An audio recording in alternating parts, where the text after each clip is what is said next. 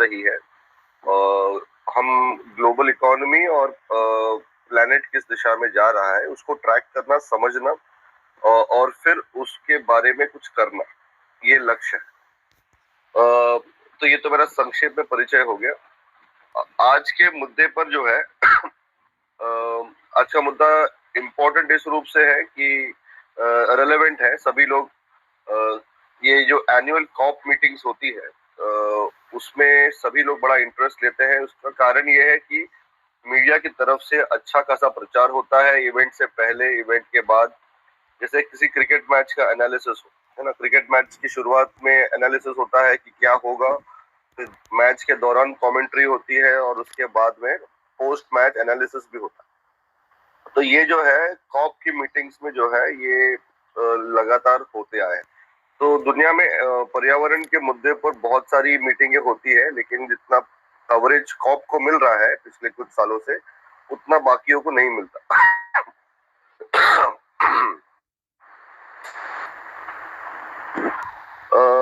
और मेरी भी रिसर्च की शुरुआत जो है क्लाइमेट चेंज से ही शुरू हुई थी, आज से लगभग 8-9 साल पहले। और पेरिस एग्रीमेंट के दौरान जो है आप कह सकते हैं कि मैंने पहले समय इस मुद्दे पर सोचना शुरू किया।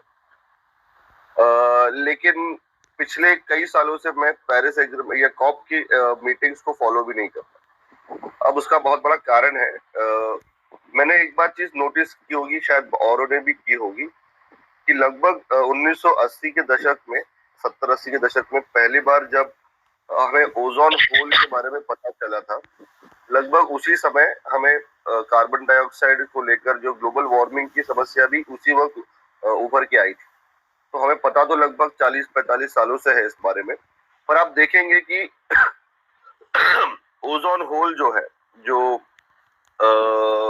ओजोन लेयर में एक बहुत बड़ा छेद हो गया था, क्योंकि हम जो है रेफ्रिजरेटिंग मटेरियल जो यूज करते हैं उससे ओजोन में होल हो गया था। तो वो मान लीजिए हमारे अस्तित्व, धरती के अस्तित्व के लिए सबसे बड़ा संकट अभी तक अगर आया था तो वो ओजोन होल का संकट था। और हमने उसको पहचान लिया, दुनिया के देश इकट्ठा हो गए और 10 सालों के अंतर्गत, अब समझ लीजिए, ऐसा मुद्दा जो सभी को छूता है, इसके बारे में सभी को फिक्र है और सहमति भी है कि ये समस्या है और समाधान होना चाहिए। इसके बावजूद 10 साल लग गए एक मॉन्ट्रियल प्रोटोकॉल को आने में। ओके, और फिर वो प्रोग्राम लागू हो गया और अब हम देख रहे हैं कि ओजोन की हालत बेहतर हो रही है। इस पूरे प्रक्रिया में जहां पर सहमति है, प्रैक्टिकल था सॉल्यूशन, फीसिबल था टेक्नोलॉजिकली, फाइनेंशियली, फिर भी लगभग 20 साल लग गए उसका उसको इफेक्ट होने में। और हम देख रहे हैं कि पिछले 40 सालों से ग्लोबल वार्मिंग भी उससे बड़ी समस्या है या उतनी ही बड़ी समस्या है।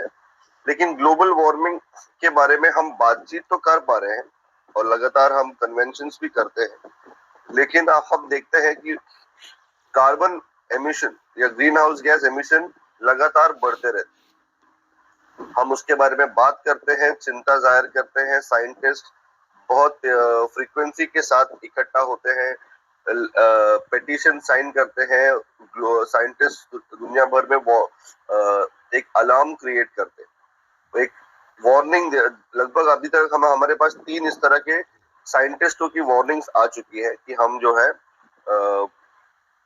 खतरे के बहुत नजदीक है और हम कुछ खास कर नहीं रहे। तो इससे एक बात होनी चाहिए कि हमें एक शक पैदा होना चाहिए। जैसे मान लीजिए अगर हम बीमार हैं और हम किसी के पास इलाज के लिए जाते हैं और बरसों से जा रहे हैं, लेकिन इलाज तो नहीं हो रहा है, आपकी हालत और बिगड़ रही, लेकिन आप फिर भी जाएंगे क्या? हम फिर भी उसी डॉक्टर के पास या वही ट्रीटमेंट साल दर साल करते रहेंगे क्या? अक्सर लोग जो है डॉक्टर बदल देंगे या ट्रीटमेंट का तरीका ही बदल देंगे। एलोपैथी से नहीं होता है तो होम्योपैथी, आयुर्वेदिक कुछ और ट्राई जरूर करें। लेकिन ये सेम चीज जो है क्लाइमेट मीटिंग्स में देखने को नहीं मिलती। तो मेरे मन में भी ऐसे बहुत सारे प्रश्न उठे कि ऐसा क्यों हो रहा है। हम चर्चा कर रहे हैं, दुनिया के सभी लोग एक्सेप्ट कर रहे हैं कि बड़ी बड़ी प्रॉब्लम्स तो है, लेकिन सॉल्यूशन क्यों नहीं आ रहा है। जैसा ओजोन को लेकर हम इकट्ठा होके कुछ कर पाए, लेकिन कार्बन को लेकर हम नहीं कर पा रहे। और आपको अक्सर देखने को मिलेगा कि आर्टिकल्स हो या ब्लॉगिंग हो, लगभग हर जगह पर जो है लोगों को ये बताया जाएगा कि पॉलिटिकल विल की कमी है, सरकारें जो है सफिशिएंट नहीं कर रही है। फॉसिल फ्यूल लॉबी के बारे में बहुत कुछ कहा जाएगा। जैसे इस बार की COP28 मीटिंग में भी बहुत कुछ कहा गया फॉसिल फ्यूल इंडस्ट्री के बारे में, और अक्सर बिल फाड़ा जाता है फॉसिल फ्यूल इंडस्ट्री के बारे में। कुछ लोग जो है अपने फायदे के लिए कुछ करते हैं और उनके वजह से जो है बात आगे नहीं बढ़ रही। मैंने भी ये स्टैंड, या मुझे भी ये बात शुरू शुरू में जची थी। मुझे लगा था कि कुछ विलन है जो सॉल्यूशन को रोक कर बैठे हुए। तो मैं लोगों को आजकल जो है प्रेरित करता हूँ उल्टा प्रश्न पूछने की, कि अगर मान लीजिए फॉसिल फ्यूल इंडस्ट्री कल कल आज रातों रात जो है सारा प्रोडक्शन बंद कर दे, या मान लीजिए 1 साल में फेज आउट करने को तैयार हो जाए, ऐसा होगा तो नहीं, लेकिन मान लीजिए वो तैयार हो जाते हैं, तो क्या दुनिया भर की सरकारें और दुनिया भर की जो जनता है, वोटर्स है, कंज्यूमर्स है, वो इस चीज का विरोध करेंगे या सपोर्ट करेंगे? प्रैक्टिकलिटी यही है कि इस व्यवस्था में रहते हुए आप फॉसिल फ्यूल को रातों रात या 10 सालों में या 20 सालों में भी कम नहीं कर सकते। तो इसका मतलब ये है कि ये दिक्कत जो है सरकार के दरवाजे पर या कॉरपोरेशन के दरवाजे पर या किसी फॉसिल फ्यूल इंडस्ट्री के दरवाजे पर जाकर नहीं रुकती है, उससे बड़ा प्रश्न। तो ये कुछ मोटी मोटी बात मुझे रखनी थी। मुझे बेसिकली पॉइंट आउट ये करना है यहाँ पर कि ये मीटिंग अभी COP28 चल रहा है, COP100 भी हो जाए तो मुझे डाउट है कि हम फॉसिल फ्यूल या कार्बन को लेकर कुछ खास कर पाएंगे। और बाकी जो मुद्दे जो और खराब होते जा रहे हैं, सौम्य जी ने 6 मास एक्सटिंक्शन की बात रखी, इसका मतलब बायोलॉजिकल एनाहिलेशन एक्सटिंक्शन जो है उसके बारे में भी हम कुछ खास नहीं कर पाए।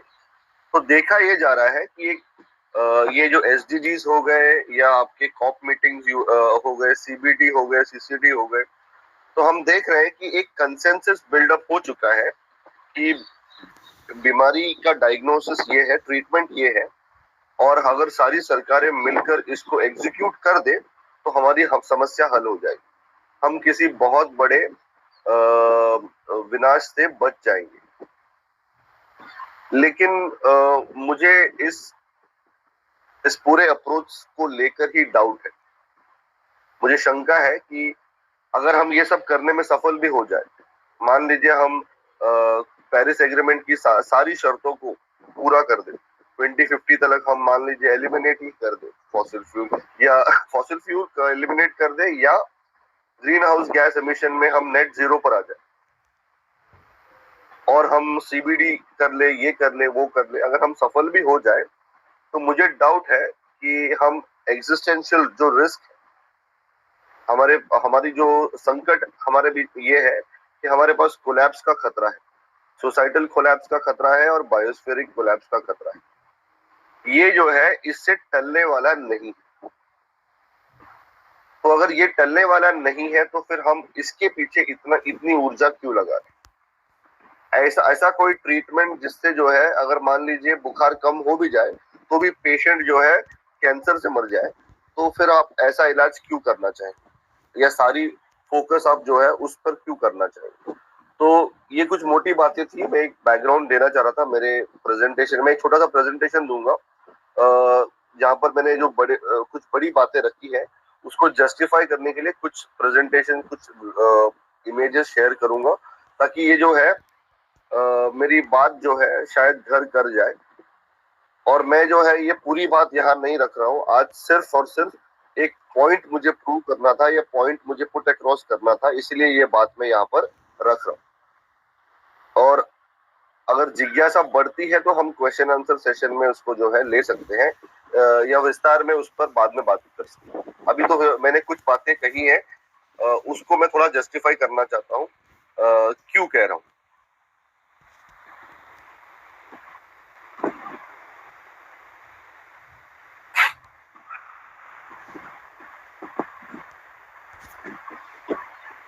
आज के इस वक्तव्य के लिए ये टॉपिक यही चुना है कि हम COP28 या ये जो हर साल एक रिचुअल होता है जहाँ पर दुनिया भर के जो कंसर्न सिटीजन, साइंटिस्ट, स्कॉलर्स और स्टेट के रिप्रेजेंटेटिव्स मिलते हैं और चर्चा करते हैं, डिसाइड करते हैं और फिर अगले साल की तैयारी करते हैं।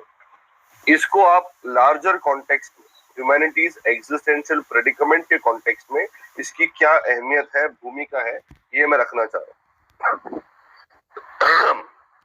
और यहाँ पर ये जो टर्म है एग्जिस्टेंशियल प्रेडिकमेंट, मतलब अस्तित्व का खतरा है। और ये प्रेडिकमेंट जो है ये कोई प्रॉब्लम नहीं है। अक्सर क्या होता है, अगर हम किसी चीज को प्रॉब्लम तौर पे रखते हैं तो उसका सीधा मतलब ये होता है कि प्रॉब्लम का सोल्यूशन भी है। लेकिन अगर हम प्रेडिकमेंट का वो शब्द का इस्तेमाल करते हैं तो ये तय हो जाता है कि प्रेडिकमेंट कोई सोल्यूशन नहीं, ये रेस्पॉन्स है। प्रॉब्लम का सोल्यूशन रेस्पॉन्स होता है, लेकिन प्रेडिकमेंट का रेस्पॉन्स ही एक रेस्पॉन्स होता है। इसको मैं आसान शब्दों में अगर ऐसा कहूं कि मान लीजिए किसी को गैंग्रीन हो जाए पैरों में, तो पैर काट देना जो है कोई सोल्यूशन नहीं हुआ। इसका मतलब गैंग्रीन कोई प्रॉब्लम नहीं है। अब आपके सामने वो प्रॉब्लम कम प्रेडिकमेंट हो गया है। प्रेडिकमेंट क्या है, अगर आप पैर नहीं काटोगे तो पूरा शरीर इन्फेक्ट हो जाएगा और आप मर भी सकते हैं। तो शरीर को बचाने के लिए आप जो है अपने पैर जो है काटने के लिए तैयार हो जाते हैं। तो ये होता है प्रेडिकमेंट। किसी को प्रेडिकमेंट का रिस्पॉन्स जो है सबको अच्छा लगे ये जरूरी नहीं है, लेकिन करना पड़ता है, उस हिसाब से हम करते हैं। ठीक है, अभी ये जो स्लाइड है ये बेसिकली जो है मेरी समझ ऐसी बनी है कि दुनिया में क्लाइमेट को लेकर या एग्जिस्टेंशियल, आज की तारीख में अगर ये कहा जाए कि क्लाइमेट चेंज, ग्लोबल वार्मिंग जो है एक शॉर्ट हैंड कॉन्सेप्ट हो गया है। अगर किसी को ये समझाना हो कि हमारे पास हमारी धरती को खतरा है और हमें खतरा है, तो क्लाइमेट चेंज को लगभग सभी लोग मानते हैं कि एग्जिस्टेंशियल रिस्क है। ओके, तो नंबर 1 प्रॉब्लम के रूप में जो है उसको प्रेजेंट किया जा चुका है और दुनिया की सरकारें और वोटर्स, कंज्यूमर्स सभी जो है इस बात को लेकर स्वीकृत है कि ये नंबर 1 प्रॉब्लम है और इसको एड्रेस करना बहुत जरूरी है। तो आपको समझना पड़ेगा कि आज की तारीख में ये कंसेंसस किस मुद्दे पर बन चुका है। हमारा कंसेंसस ये है कि हम कह रहे हैं कि भाई हमारी जो ग्लोबल इकोनॉमी, जिसको हम लोग कहते हैं ना ग्लोबलाइज्ड इंडस्ट्रियल इकोनॉमी, ये जो इकोनॉमी है ये बहुत बढ़िया है। इसका जो मॉडल है इसमें कोई विशेष दिक्कत नहीं है। ये मॉडल में कोई दिक्कत नहीं, इसमें बदलाव करने की जरूरत नहीं है। क्यों? क्योंकि इसमें ये बहुत सफल मॉडल है। इसने बहुत सारा ह्यूमैनिटी के लिए वेल्थ क्रिएट किया है, प्रॉस्पेरिटी क्रिएट की है और सभी देश उसका लाभ उठा सकते हैं। ये बड़ी बढ़िया चीज है। दिक्कत किस में है? दिक्कत जो है हमारे एनर्जी सोर्स में। तो ये जो एनर्जी सोर्स है जिससे हमारी ग्लोबल इकोनॉमी चलती है, उसमें दिक्कत है। इकोनॉमिक सिस्टम में कोई दिक्कत नहीं। तो अगर आप प्रॉब्लम को इस तरह से फ्रेम करते हैं और सभी लोग इस बात को मान जाते हैं कि दरअसल समस्या जो है एनर्जी सोर्स है, इकोनॉमी नहीं है, इकोनॉमिक सिस्टम नहीं है, तो उसका सॉल्यूशन किस रूप में निकलता है? सॉल्यूशन इस रूप में निकलता है कि आप कहो कि किसी तरह से फॉसिल फ्यूल को हटाकर रिन्यूएबल्स को ले आया जाए, तो सारी समस्या का हल हो जाता है। आप इस इकोनॉमी को इस तरह से चला सकते हैं अगर आपको कोई ऐसा एनर्जी सोर्स मिल जाए जो फॉसिल फ्यूल एमिट नहीं करता। पर लेकिन अब दिक्कत ये है कि हमारी इकोनॉमी जब चलती है उसका आउटपुट क्या है? उसका आउटपुट बेसिकली अगर आप देखोगे वो ये है कि वो पर्यावरण को जो है ना कि सिर्फ दूषित कर रहा है, पोल्यूट कर रहा है, लेकिन डिस्ट्रॉय भी कर रहा है। अर्थ का जो सिस्टम है उसका बैलेंस भी वो डिस्टर्ब कर रहा है।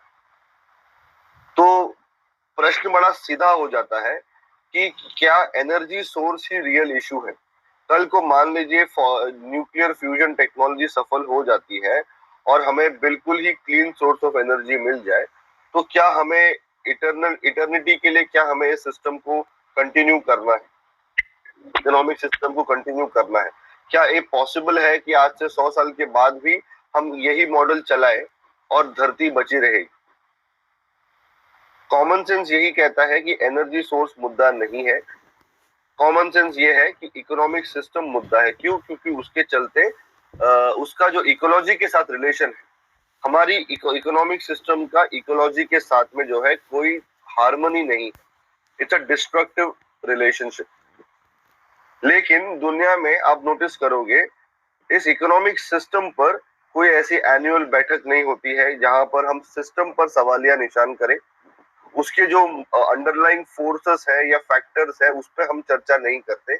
हम चर्चा करते हैं कि किस तरह से कार्बन को सॉल्व कर लिया जाए, कार्बन से छुटकारा कैसे पाए और उसको हम रिप्लेस कैसे करें। तो यहाँ पर मैं ये नहीं कह रहा हूँ कि रिन्यूएबल एनर्जी कार्बन को, फॉसिल फ्यूल को रिप्लेस कर सकती है। इनफैक्ट मेरा ऐसा मानना है और काफी हद तक ये एक्सेप्टेबल भी है कि हम चाहे जितनी कोशिश कर ले, पहले बात तो रिन्यूएबल्स फॉसिल फ्यूल को रिप्लेस नहीं करेंगी, वो एक एडिशनल सोर्स ऑफ एनर्जी ही बनेगी। और दूसरा, अगर हम कर सकते भी हैं तो भी हमें, अगर हम करने जाएंगे तो जो एनवायरमेंटल डिस्ट्रक्शन है वो 10 टाइम्स फास्टर होने के चांसेस ज्यादा है। तो यहाँ पर दो इशू है। पहले बात तो वो रिप्लेस कर सकती नहीं है, और दूसरा कर सकती है तो हमें करना नहीं चाहिए क्योंकि वो जो है हार्म ज्यादा होगा। अब इस पॉइंट पर मैं जो है ये जो है इसको मैं कहता हूँ ये हमारा आज का क्या कहते हैं, कंसेंसस के रूप में आप इसको देख सकते हैं। पेरिस एग्रीमेंट हो या कोई भी और क्लाइमेट से जुड़ा कंसेंसस हो, वो बेसिकली ये कह रही है अगर हम सभी दुनिया के सभी नेशन स्टेट्स पेरिस एग्रीमेंट को अपहोल्ड करें और उसको किसी तरह से हम अपहोल्ड करें, उसका सीधा मतलब ये है कि हम इंफ्रास्ट्रक्चरल इन्वेस्टमेंट फॉसिल फ्यूल से हटाकर रिन्यूएबल की दिशा में चले जाएं, तो हम जो है क्लाइमेट चेंज से बच सकते हैं। ओके, और मैं जो है इस मेन स्ट्रीम कंसेंसस के हित में नहीं हूं, और इसके कुछ कारण है। वो मैं कारण जो है थोड़ा सा स्पष्ट करना चाहूंगा कि ये मैं बात क्यों कह रहा हूँ। ये देखने में बड़ा कॉमन सेंस लगता है कि इकोलॉजी पे डिपेंड करता है ह्यूमन सोसाइटी, और सोसाइटी का छोटा हिस्सा है एक मनी इकोनॉमी। तो इससे ये साफ समझ में आता है कि इकोनॉमी जो है सोसाइटी का सबसेट है, और ये दोनों जो है इकोलॉजी के सबसेट है। अगर इकोलॉजी अगर डिस्ट्रॉय हो जाती है तो इन दोनों का कोई अस्तित्व नहीं है। अब ये हाँ, इससे कोई कॉमन सेंस से आप इसको नकार नहीं सकते, लेकिन हमारी मेन स्ट्रीम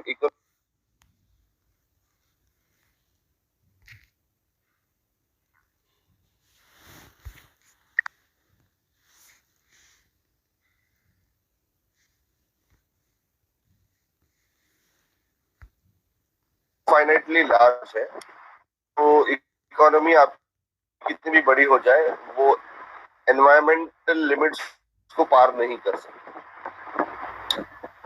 अब हम देखेंगे कि पिछले 50-60 सालों में जैसे लेफ्ट साइड में जो आप ये ग्राफ देख रहे हैं, इसको कहते हैं ये ग्रेट एक्सेलरेशन। पिछले 60-70 वर्षों में जिस तेजी से हमारी ग्लोबल इकोनॉमी जीडीपी बढ़ी है, उसी अनुपात में, उसी प्रोपोर्शन में आप देखोगे कि अर्थ सिस्टम भी डिस्टेबलाइज हुआ है। तो हमारी इकोनॉमिक ग्रोथ, हमारे जो इकोनॉमिक सिस्टम के ग्रोथ के साथ हमारी जो ओवरऑल प्रॉस्पेरिटी जो बढ़ी है इकोनॉमी की, उसका सीधा असर जो है अर्थ सिस्टम पर भी पड़ा है। तो इन दोनों के बीच में एक डायरेक्ट रिलेशनशिप है। ग्लोबल इकोनॉमिक या ग्लोबल चर्चाओं में एक बात देखने मिलती है कि ज्यादातर लोग ये मानते हैं या एटलीस्ट ये पोजीशन लेते हैं कि डीकपलिंग पॉसिबल। इसका मतलब हमारी इकोनॉमी जो है हर साल ग्रो करती है, और उसको हम लोग एनवायरमेंटल डिग्रेडेशन से अलग कर सकते हैं। लेकिन ऐसा हमारे पास कोई प्रूफ नहीं है, और रियलिटी ऐसी नहीं है। अगर जीडीपी बढ़ती है और फिजिकली ग्लोबल इकोनॉमी बढ़ती है, तो एनवायरमेंटल डिस्ट्रक्शन उसके साथ साथ ही है। ये दोनों एक एक कॉइन के दो हिस्से, एक सिक्के के दो पहलू है, ये दोनों एक साथ चलते हैं। तो हमारी इकोनॉमी जो है वो इनफाइनाइट ग्रो करने के लिए डिजाइन की गई है, लेकिन हमारी जो अर्थ सिस्टम है वो इनफाइनाइट नहीं है, वो फाइनाइट है। तो आप देख रहे हैं कि यहाँ पर जो है क्लासिक कन्फ्रंटेशन है। हम किसी तरह से अपने आप को ये समझा रहे हैं कि ये दोनों एक साथ पॉसिबल है, कि हमारी इकोनॉमिक मॉडल इसी तरह से चलती रहे।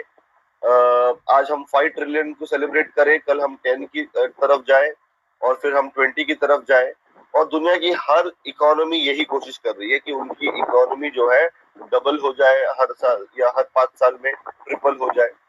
लेकिन हम ये भूल जाते हैं कि उसका जो है वो संभव नहीं है, क्योंकि इस तरह की इनफाइनाइट ग्रोथ के लिए जो है अर्थ सिस्टम डिजाइन नहीं है। ये यहाँ पर जो है ये क्लाइमेट चेंज वाली बात जो है मैं थोड़ा सा और क्लियर कर सकता हूँ। स्वामी जी ने इसका जिक्र अलग अलग पॉइंट्स पे किया था, काफी सारे प्रॉब्लम्स को वो ले आए थे।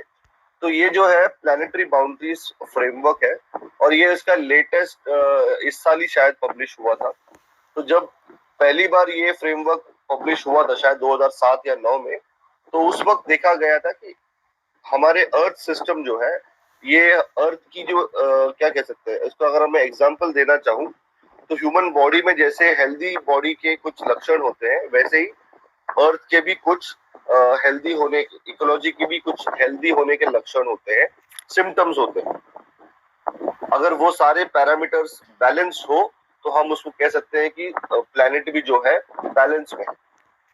लेकिन हमारे एक्टिविटीज की वजह से, इकोनॉमिक एक्टिविटीज की वजह से 9 में से हम 6 पैरामीटर्स को, ये जो आप सेंटर में देख रहे हैं ना ग्रीन कलर, वो हमारी सेफ ऑपरेटिंग स्पेस है। लेकिन हमारी एक्टिविटीज की वजह से हम देख रहे हैं कि क्लाइमेट चेंज मतलब कार्बन डाइऑक्साइड और की एमिशन और उसको लेकर जो रेडिएटिव फोर्सिंग है, मतलब global warming and excess carbon dioxide in the atmosphere, वो एक सिंगल पैरामीटर है। लेकिन उसके साथ साथ आप देखोगे कि और भी बहुत सारे पैरामीटर्स हैं जो हम एक्सीड कर चुके हैं, लिमिट्स पार कर चुके हैं। वो क्या क्या है आप देखेंगे कि बायोस्फीयरिक इंटेग्रिटी, इसका मतलब जो बात रखी गई थी 6th मास एक्सटिंक्शन की, वो बेसिकली इसी का जिक्र कर रहे हैं कि हमारी इकोनॉमी, हमारी वेल्थ के, हमारी पॉपुलेशन ग्रोथ के साथ साथ स्पीशीज एक्सटिंक्शन बहुत तेजी से बढ़ गया है। और हम जानते हैं कि जैसे बायोडाइवर्सिटी खत्म हो जाती है तो हमें जो उससे जो इकोसिस्टम सर्विसेज मिलती है वो भी खत्म हो जाती है, और हमारी पूरी इकोनॉमी जो है इकोसिस्टम सर्विसेज पे डिपेंडेंट है।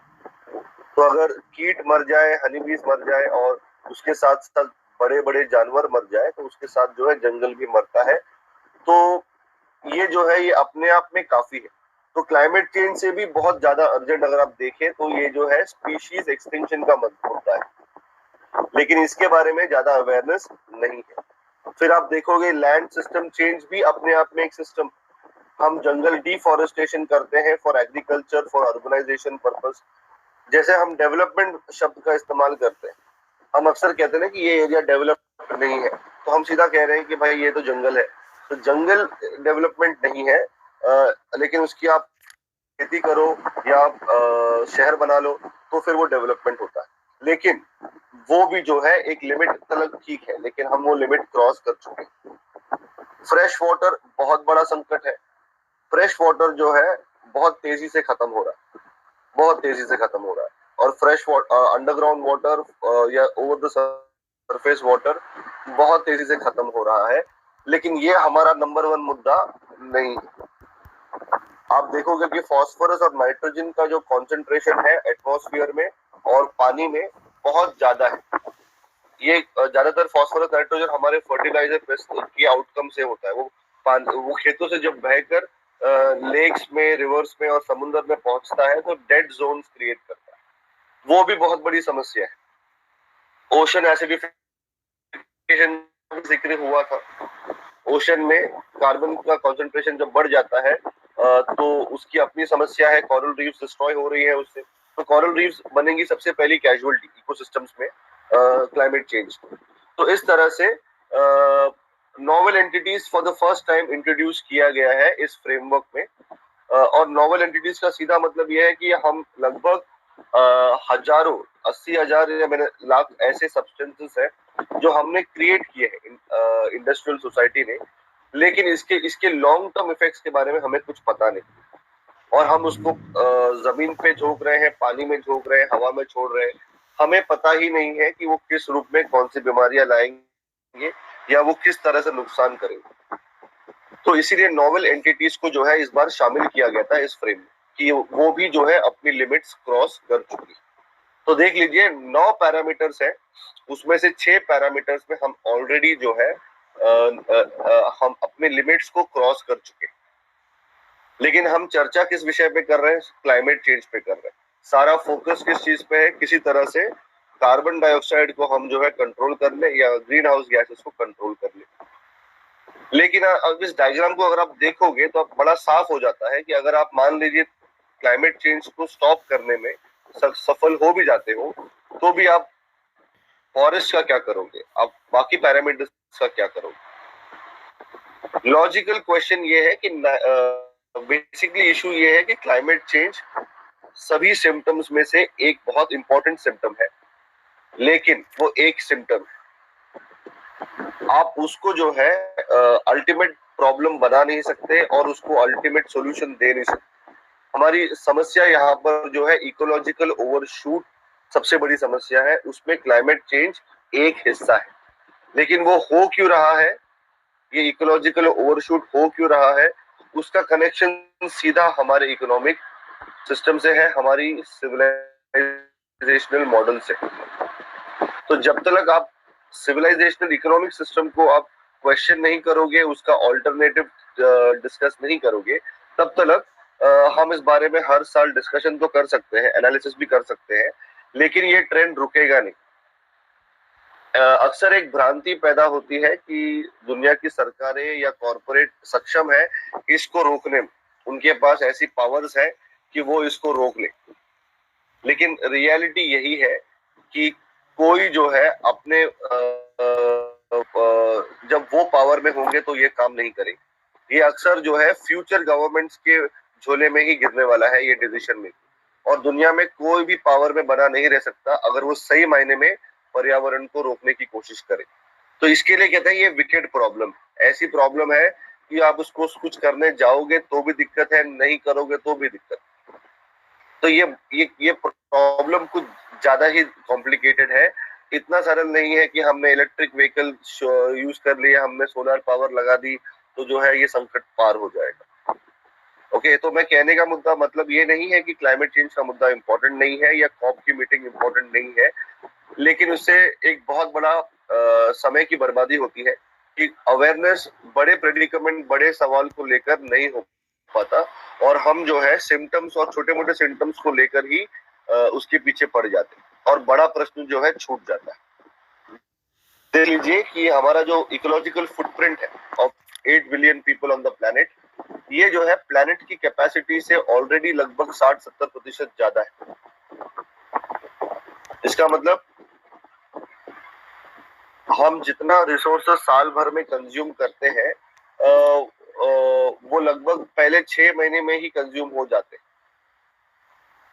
उसका मतलब ये है कि हम जो है हमारा जो एक्सट्रैक्शन प्रोसेस है वो हम भविष्य से हम जो है इसको इकोनॉमिक सिस्टम में अगर इसकी ये एग्जांपल दिया जाए तो अगर आपकी जो एक्सपेंडिचर है वो अगर आपकी इनकम से ज्यादा है तो इसका सीधा मतलब ये है कि आप कैपिटल को यूज कर रहे हैं या तो आप लोन ले रहे हैं। सीधी बात, मतलब ये वैसा ही कुछ है। हमने भी हमारे सारे रिसोर्सेस हम जो इस्तेमाल आज कर रहे हैं जिस तेजी से, हम बेसिकली आने वाली पीढ़ी से ले रहे हैं।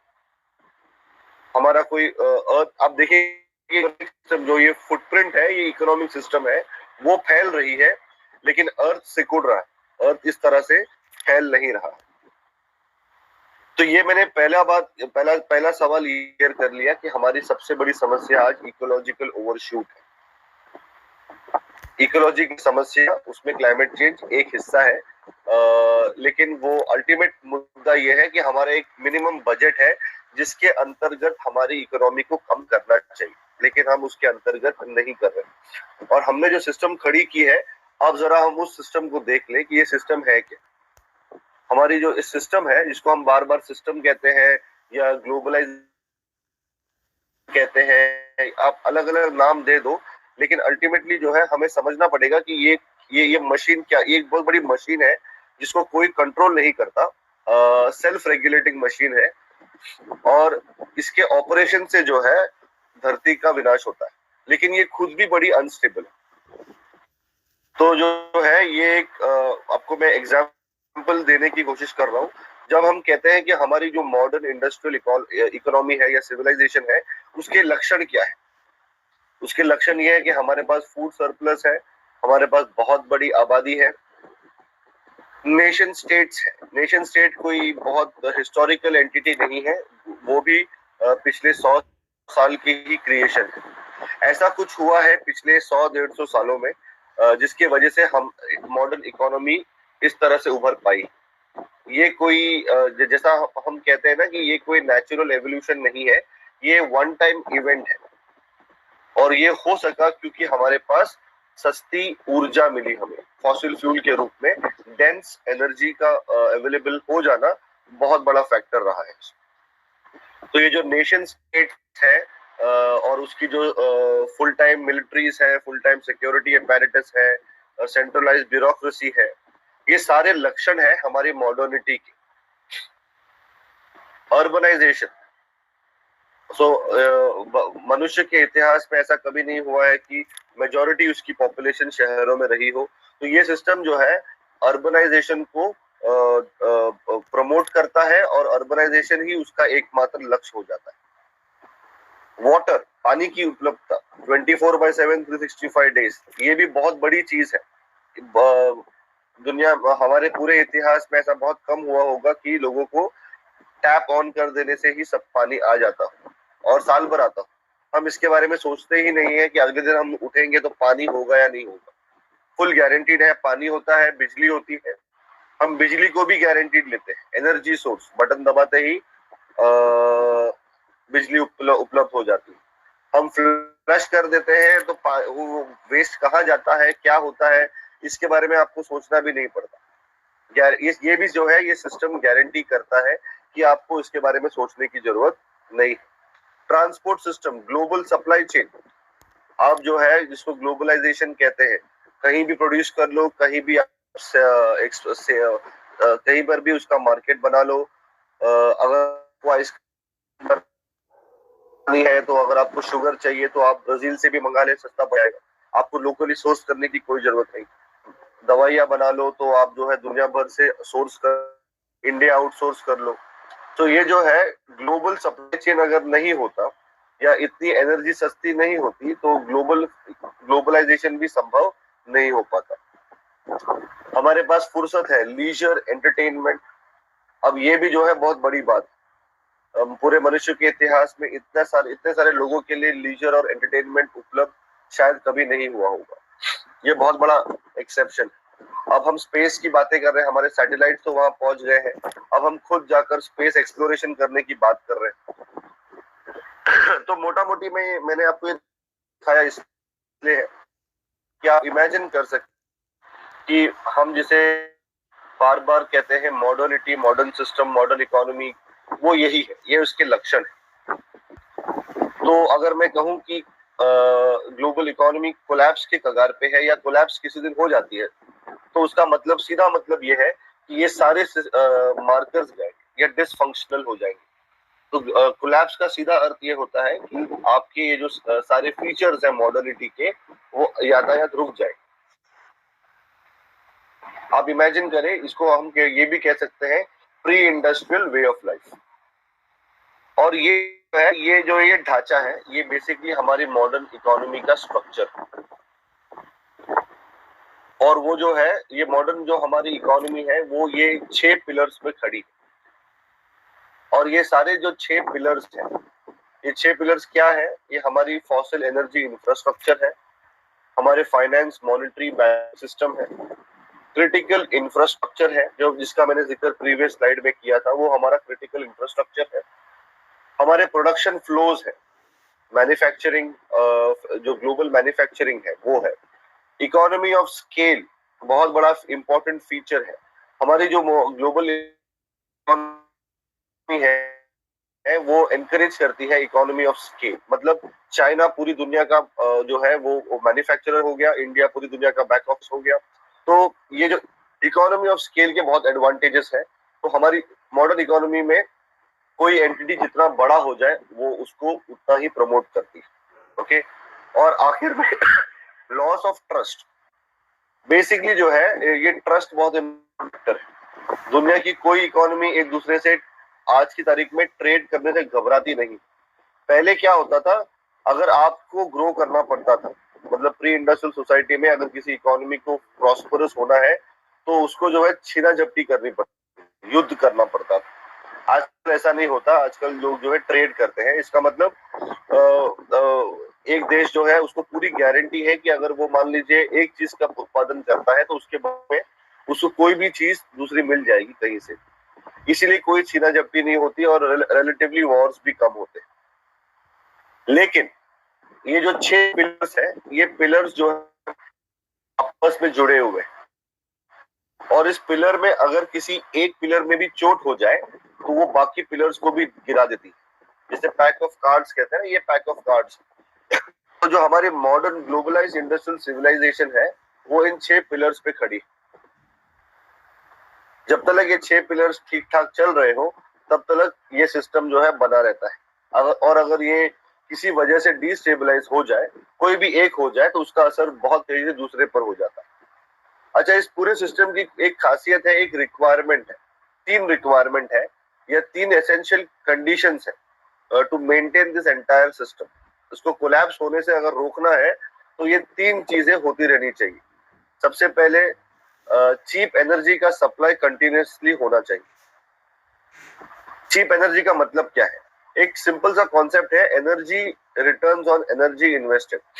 इसका मतलब एनर्जी होना पर्याप्त नहीं है, एनर्जी या ऊर्जा सस्ती भी होनी चाहिए। अगर उस एनर्जी के लिए ज्यादा एनर्जी खर्च कर दिया है तो फिर आपके पास सरप्लस नेट एनर्जी नहीं होता।